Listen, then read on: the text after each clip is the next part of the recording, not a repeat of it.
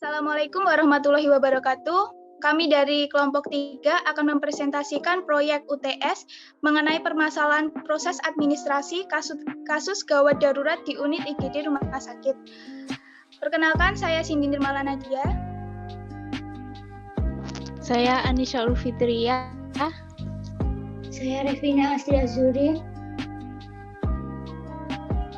Saya Muhammad Alfian Pratama. Saya Anisha Safira. Saya Muhammad Aditya Winaldo.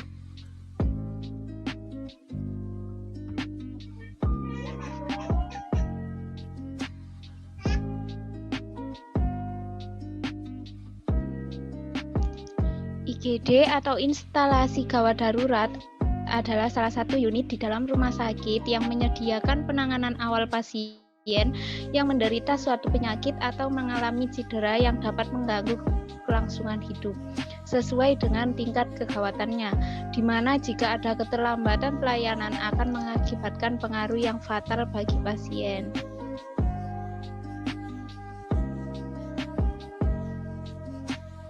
Latar belakang masalah.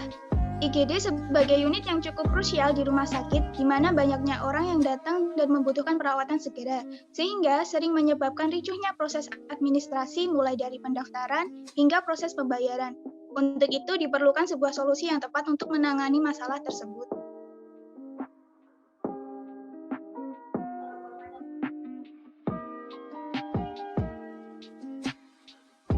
Selanjutnya ada pendefinisian masalah. Jadi kita itu di sini punya masalah yaitu ricuhnya proses administrasi mulai dari pendaftaran hingga proses pembayaran. Lalu dari masalah itu muncul pertanyaan-pertanyaan seperti apa saja kendala yang dialami dalam proses administrasi, terus apa saja kendala yang dialami dalam proses pembayaran, lalu apa solusinya.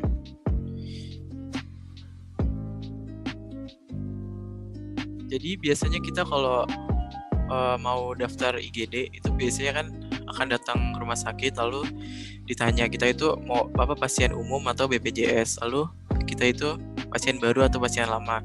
Nah kalau kita pasien baru biasanya kita itu disuruh mengambil antrian dan mengisi formulir.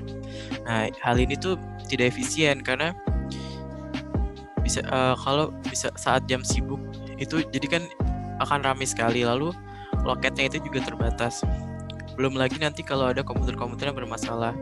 Nah, lalu untuk pasien BPJS itu kan harus diperlukan verifikasi berkas-berkas.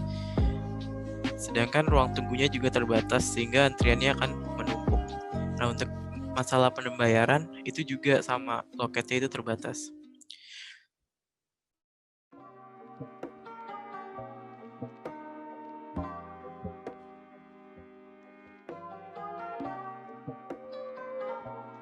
Jadi dari banyaknya masalah yang muncul, di sini kelompok kami memberikan kemudahan dengan adanya aplikasi layanan IGD Indonesia yang akan membantu menyelesaikan masalah dalam proses administrasi yang kerap terjadi mulai dari pendaftaran hingga proses pembayaran.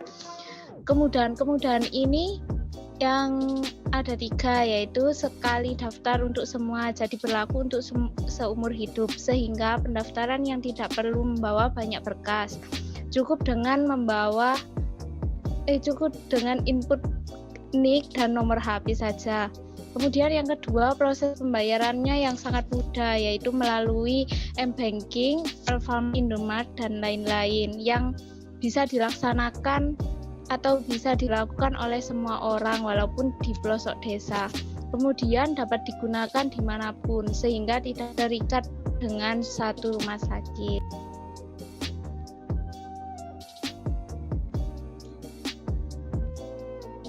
Langkah-langkah penyelesaian masalahnya dengan menggunakan metode abstraksi. Langkah pertama yaitu dengan membuka aplikasi layanan IGD Indonesia. Yang kedua, login untuk masuk ke aplikasi. Langkah ketiga yaitu jika pengguna belum memiliki akun, maka harus daftar terlebih dahulu. Langkah daftarnya sebagai berikut. Yang pertama yaitu menyiapkan persyaratan dari mulai foto KTP dan KK. Dan kemudian foto kartu asuransi jika ada. Kedua, mengisi form harus lengkap.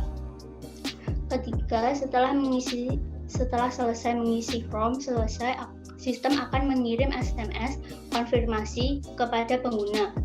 Pengguna akan memasukkan kode yang ada pada SMS konfirmasi sebelumnya.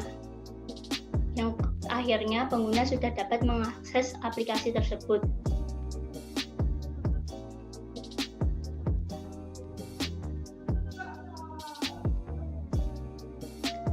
Langkah keempat yaitu memilih rumah sakit. Jadi nanti di aplikasi tersebut itu ada option rumah sakitnya. Jadi pengguna tinggal memilih.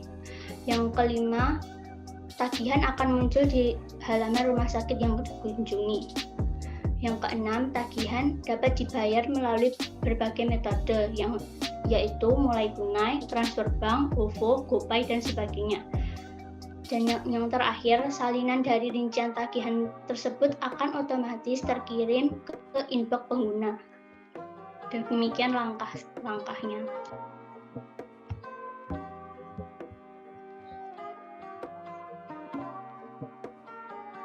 Oke, untuk rencana penyelesaian masalahnya kita akan menggunakan metode pemodelan dengan menggunakan teknik ERD atau Entity Relation Diagram. Yang pertama, kita akan membuat logical view-nya terlebih dahulu. Saya akan menjelaskan bagaimana logical view ini bekerja. Yang pertama, dari entitas login kita akan mendapatkan atribut ID dan password yang akan kita gunakan untuk mengidentifikasi user yang menggunakan aplikasi.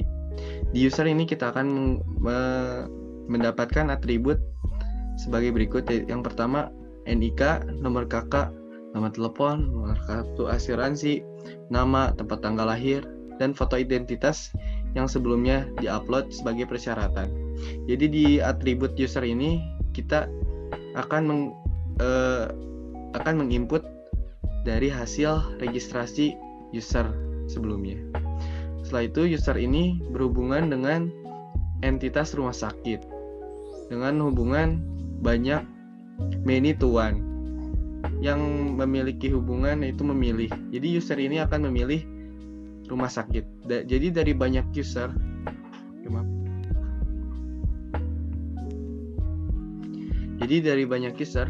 kita akan memilih salah satu rumah sakit saja. Di rumah sakit ini kita akan mendapatkan atribut yang pertama yaitu ID rumah sakit sebagai variabel istimewanya, setelah itu nama dan alamat. Nah, rumah sakit ini juga akan berhubungan dengan invoice atau tagihan. Dengan hubungan rumah sakit ini akan menerbitkan invoice dengan kardinalitas one to one. Di invoice ini kita akan mendapatkan entitas sebagai berikut, atribut sebagai berikut. Yang pertama yaitu kode invoice, tanggal, nama user, nominal, dan keterangan. Kita kembali lagi ke user. User ini juga akan berhubungan dengan invoice itu, dengan hubungan satu one to one juga seperti rumah sakit dan invoice. Mengapa seperti itu? Karena satu user akan mendapatkan hanya satu invoice. Jadi hubungannya one to one. Untuk hubungan user dengan invoice itu, user akan mendapatkan invoice. Setelah itu, user ini juga akan berhubungan dengan entitas lain, yaitu metode pembayaran. Nah, untuk hubungannya one to many. Mengapa seperti itu? Karena user ini akan memilih banyak metode pembayaran yang tersedia. Di metode pembayaran ini, kita akan mendapatkan atribut sebagai berikut. Yang pertama yaitu ID mitra, nama mitra, dan kode pembayaran. Nah, di metode pembayaran ini kita juga akan metode pembayaran ini juga akan berhubungan dengan invoice yang memiliki hubungan. Jadi metode pembayaran ini jadi sebaliknya. Jadi invoice ini akan memiliki metode pembayaran untuk dibayarkan oleh user. Oke, untuk masing-masing ini kita juga akan mempunyai variabel-variabel uniknya. Yang pertama dari login juga kita sudah mempunyai informasi unik, yaitu yang pertama ID, yang kedua password. Setelah itu di user kita akan mempunyai ID unik, yaitu NIK dan nomor telepon. Di rumah sakit, ID uniknya yaitu ID rumah sakit. Di invoice yaitu kode invoice. Dan di metode pembayaran adalah ID mitra dan kode pembayaran. Dari logical view ini kita akan menerjemahkannya ke dalam physical view. Jadi di dalam model physical view ini adalah bentuk dari logical view yang lebih kompleks. Untuk penjelasannya mungkin hampir sama. Mulai dari login kita akan mempunyai ID, password. Di user juga kita akan mendapatkan atribut yang sama dengan logical view. Jadi di physical view ini akan memudahkan programmer untuk menentukan hubungan-hubungan antar entitas yang digunakan oleh aplikasi ini.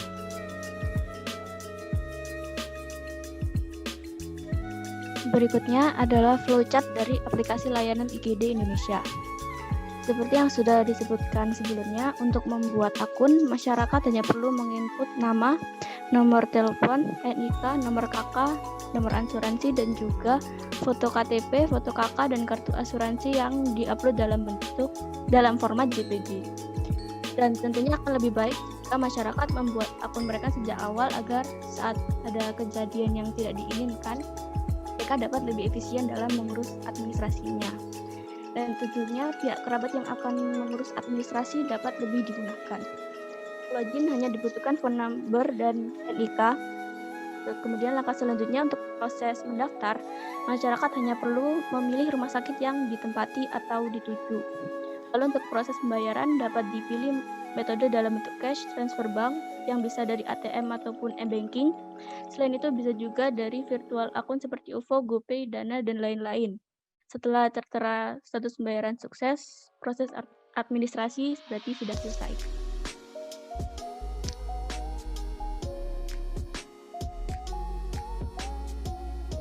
Dengan kita menggunakan layanan IGD Indonesia ini, kita akan mendapatkan kemudahan yang banyak. Mulai dari simpelnya pendaftaran, terus metode pembayaran yang banyak, yang akan memudahkan para pengguna untuk membayar tagihannya. Setelah itu juga dan bisa digunakan di mana saja, kapanpun, dimanapun, dan siapapun. Dan ini adalah sumber yang kita gunakan untuk mengerjakan tugas ini. Yang pertama ada dari artikel ini. Yang kedua adalah kita menggunakan sumber yang ada pada teori yang diajarkan selama perkuliahan berlangsung.